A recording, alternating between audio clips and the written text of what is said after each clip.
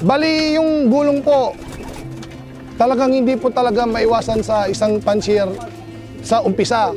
Gusto mo talagang makamit yung pangarap mong mag-champion, hindi ka talaga susuko, kumbaga.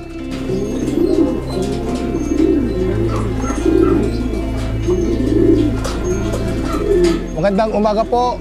Ako po si Vincent Cabiab Laureano, Binadlop, Malindong, Binmali, Pangasinan. Naglalaro po ako sa Alpha. Ako po ay isang Queen Mary user po.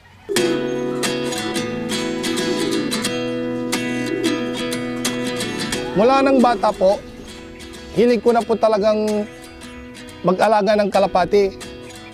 Mula nung buhay pa yung father ko po, palagi po kaming tinitingnan, palagi magkakapatid na naglalaro ng mga ibon, nag-aalaga ng mga ibon. Tapos hanggang sa pag-aral, pinatigil po kasi hindi na po napopokus sa pag-aral po. Kaya mula nung nagkaedad po, inumpisan ko po uli po maglaro at mag-alaga ng ibon po.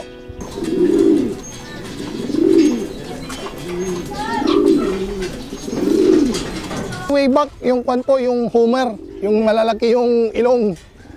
Hanggang sa may mga kaibigan sa Lingayen, nagpairam ng mga ibon, nagbigay, nag-give bird. Hanggang sinalagan ko po ang mga ibon na binigay sa akin. Hanggang sa naparami, nagbibigay yung mga iba. Kaya yun lang po ang mga pinaikot ko po.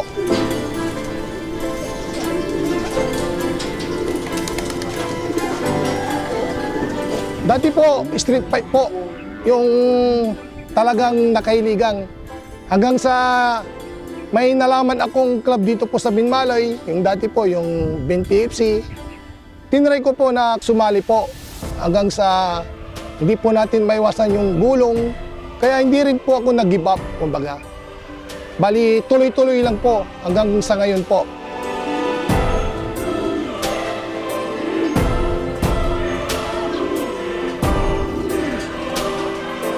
Pagtanggal stress po talaga yung ibon. Ito lang po yung talagang libangan. Pagkatapos ng trabaho po, bali dito na ako nag-stay. Kumbaga, dito ako nare-relax sa mga ibon ko, mga alaga ko, sa pag-aalaga ng kalapati po.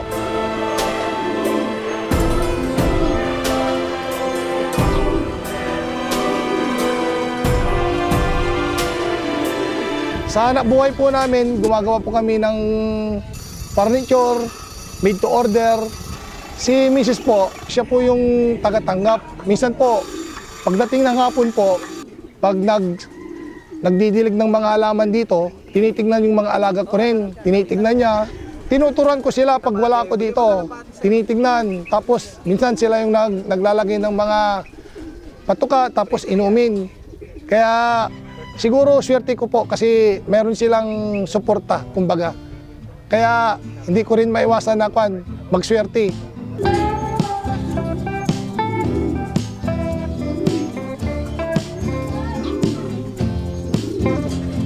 Ang asawa ko po supportive. Ganon din po sa pagkakalapati. Kung gaano mo inalagaan yung alaga mo na ibon, ganon din ang ibibigay sa'yo. Tulad din ng asawa yan. Kung gaano mo pinapalagan yung pamilya mo, ganon din ang suporta sa'yo, kumbaga pagmamahal. Kumbaga, tulad ng ibon, kung paano mo siya inalagaan, binigay mo ng lahat, binigay mo lahat para lang siya, hindi siya mapabayan. Susuklian na susuklian ka rin. Tulad din ng pamilya. Kung hindi mo papabayan ng pamilya mo, talagang malaki yung sukli at saka supportive sa'yo pagdating ng araw. Bali, ang mga pundasyon ko po dito, ina-acquire ko lang po sa mga sa mga auction bird. Tulad doon sa mga nila, Sir Walter, Sir Antipatico Line, Rap David, sila Sir Arjen Changson, Patrick Changson, sila Crispin, Mayumi Hits, at saka sa po, sa mga tropa po na Binmalay, mga sila Sir Alex, tinry ko, Sir Noli, pati sa San Carlos po. Kasi mula nung po sir, gumagawa po ako ng beeparts, yung mga ritaso sa po, sa furniture namin. Kaya doon ko nakilala yung mga matatatag na pansier, mga kumbagay trupa, kumbaga. Lahat po ng mga hawak kong ibon, hindi po talaga ako nagsawa na paikutin talaga. Gusto ko, kahit na linyada ng mga tropa ko, lahat pinapaikot ko. Lalo na sila sa Rio.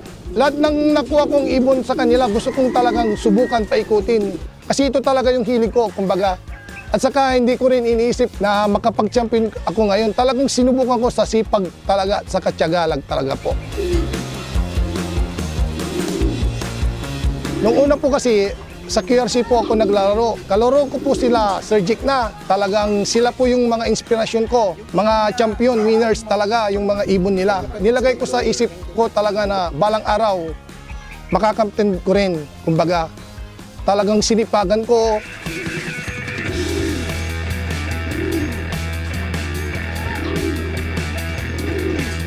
Bali una sa QRC po, lang po, mga 5th overall lang po sa fun race. Ngayong SDR ng 2023, nakasali na po ako sa champion ng fun race. Sa kasamang palad, hindi po siya nakalusot sa Masbati. Bali, kasali po yung ibon na po yun. Nang second lap, ang nagkarga po kasi yung asawa ko at sa anak ko. Tinatanong kung isasali ko po sa re-entry. Sabi ko sa asawa ko, hindi na. Eh, nung sinali po ng asawa ko, yun, nag-umpisa na doon sa derby proper na nakapasok ako sa second re-entry. Doon na nag-umpisa po yung achievement na talagang bigay ng blessings ni Lord talaga. Tuloy-tuloy po hanggang sa Masbati na kwan po, yung hard race. Nalagtaw po na kwan, 173 mula 4th lap hanggang sa Masbati po.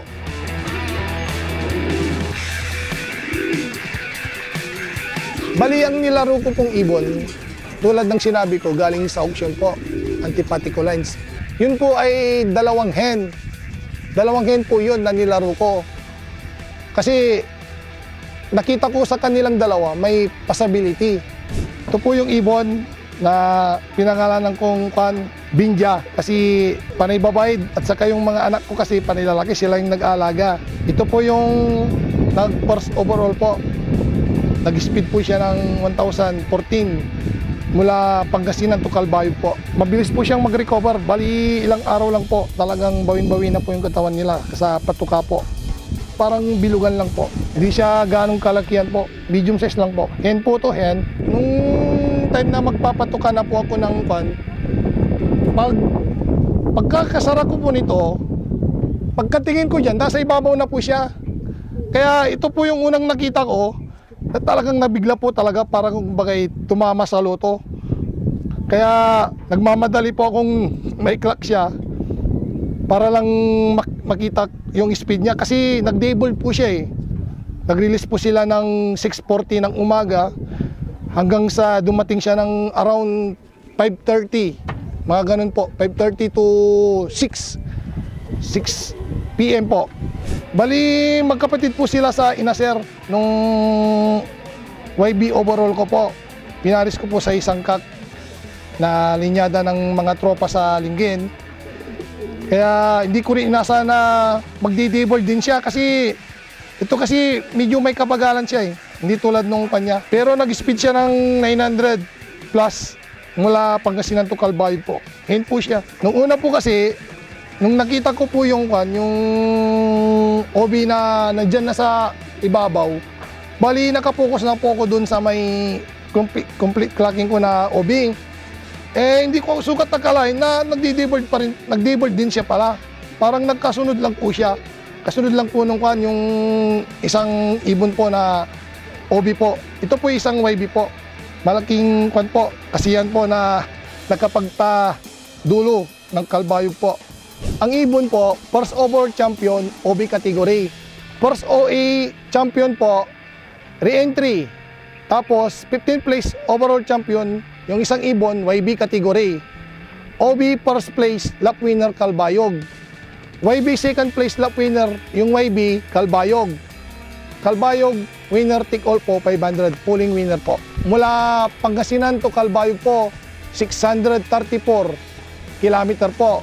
ngayon lang po ko na-realize na ganito pala ang makapagpa-deliver ng Calbayog to Pangasinan. That around na distance of 634 kilometers mula sa loob ko po. Isa pong achievement po sa akin na nakapagpa-deliver. Tapos nag-speed pa po yung OB na 1014. Tapos yung YB po, nag-speed rin po ng 987 po. Nagkasunod lang po talaga. Parehas po na hen po yun.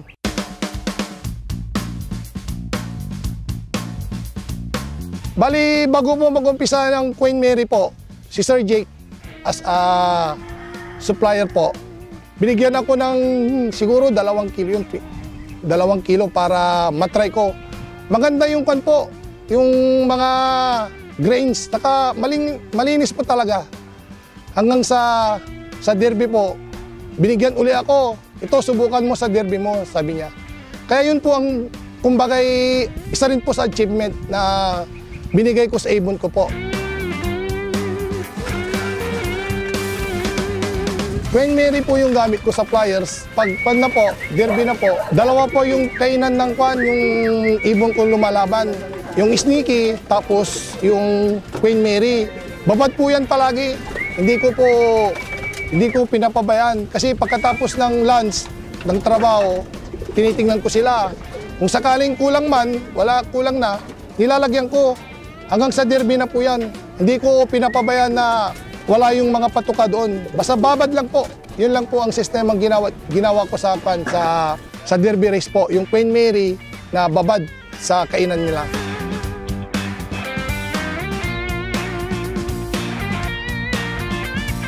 Sa patuka talaga po ako nag-focus.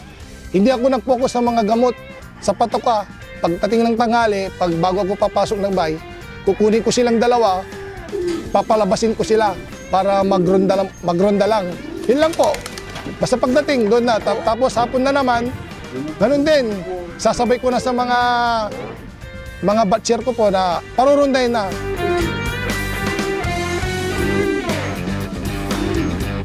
Sa Queen Mary po, mabilis mag-recovery ibon.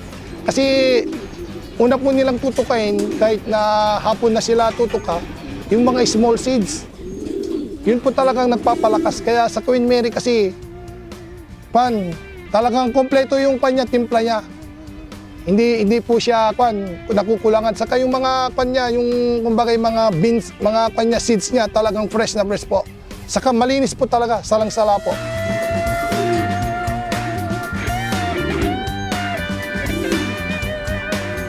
Ang payo ko lang po sa mga tulad kong newbie, huwag kayong susuko, laban lang. Basta lumaban kayo ng parehas. Huwag kayong kumbagay mahina ng loob kung sakaling kasi tulad din ako noon, mga champion pansier talaga, naging inspirasyon ko. Hindi ko rin talaga pinabayaan na mag-move on talaga. Lumalaban din, importante lumaban ng parehas, kumbaga. Saka enjoy lang sa pag-iibon. Huwag yung masyadong dibdibin kasi part ng pag-iibon po yung yung gumulong.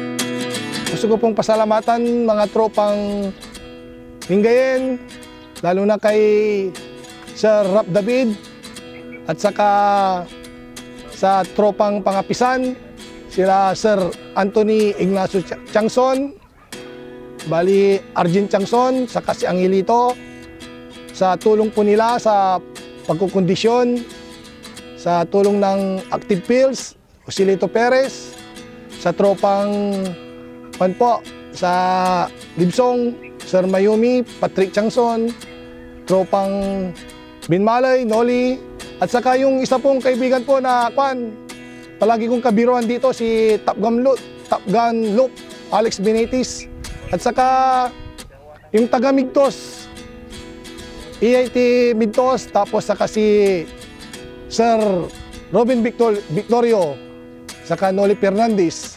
Maraming salamat po sa lahat. Sa inyo po, hindi po ako nakarating pag wala po kayo, mga tropa ko.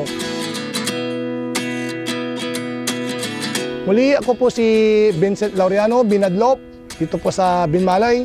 Ako po yung nagpapasalamat kasi binigyan niyo po ako ng opportunity para may share man lang yung pag-iibon. Saka first time po, hindi ko po in-expect. Maraming salamat po sa inyo lahat. Happy flying po!